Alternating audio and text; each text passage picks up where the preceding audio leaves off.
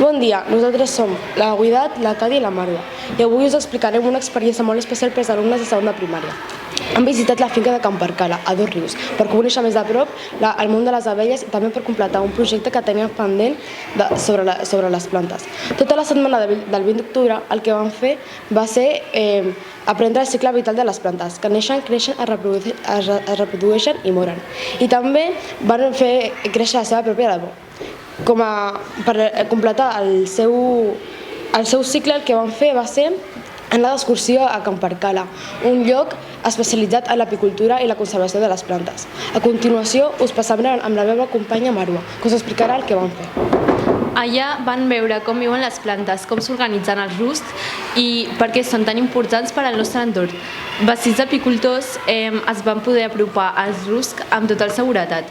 Els monitors els han explicat com produeixen la mel i la cera i també es van explicar la funció de la pol·linització, que és molt important per la vida de les plantes, ja que és el que les ajuda a créixer i reproduir-se.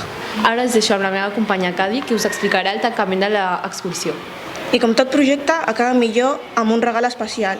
Els nens van recibir un petit poc de mel que venen dels rucs que van veure durant aquella estança.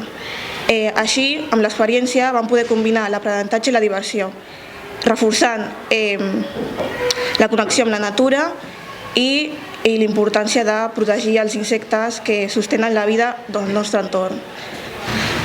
Aquesta jornada va estar plena de descobertes que van deixar els alumnes amb un record difícil d'oblidar.